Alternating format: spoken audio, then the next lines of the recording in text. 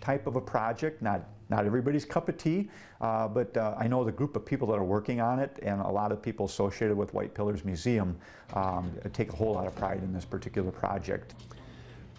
For nearly a year now, a dozen volunteers have taken on a Herculean task for the Pere Historical Society. They're identifying and indexing thousands and thousands of archives dating back to the city's earliest days. Tonight in Small Towns, Jeff Alexander explains how researching De Pere's rich history will soon become a lot easier.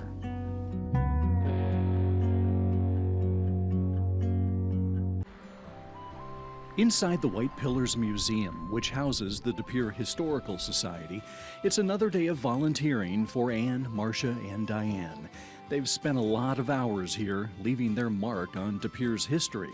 Today, they're cross-referencing images out of old De Pere journals. Everything is here, we code things, so that's a big thing also. So we're putting in little codes, so it's like maybe SC would be referring to schools, so then they could find anything that's just related to schools, or if it's related to sports, so that'll narrow down the search too. So relate it to weddings or deaths, and that narrows it down too.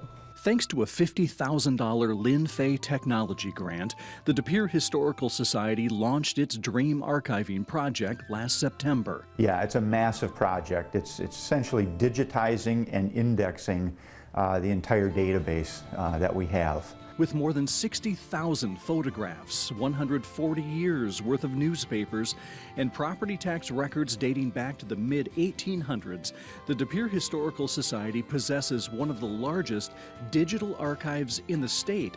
The problem is, it's been difficult for the public to use and search the database because of a lack of storage space and outdated technology.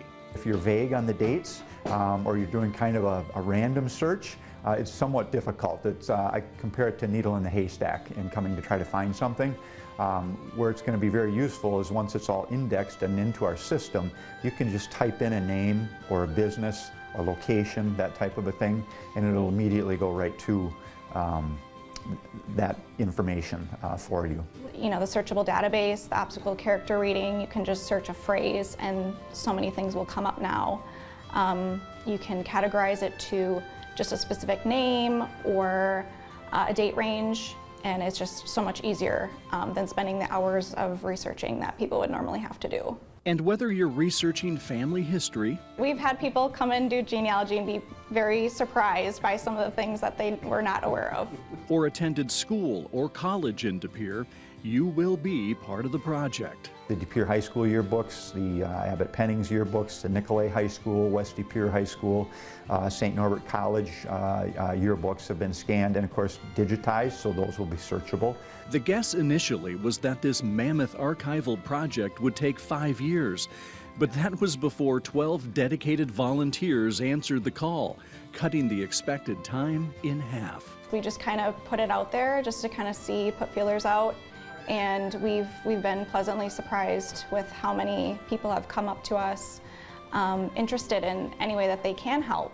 And day by day, the finish line gets closer.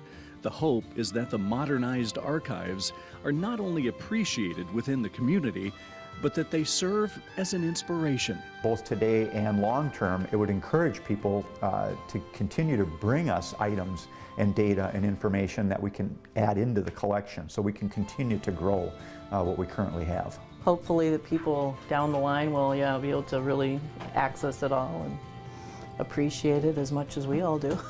So. Since the De Pere Historical Society is kind of a trailblazer with its digitization project, it says it's happy to talk to any other area historical society interested in learning more information about it. In De Pere with photojournalist Michael Bergman, I'm Jeff Alexander for Small Towns. Well, thanks to those volunteers, what a task. Many hands make light work, right? Next week in Small Towns, see the enchanted fairy garden a Swamico couple has created in their backyard.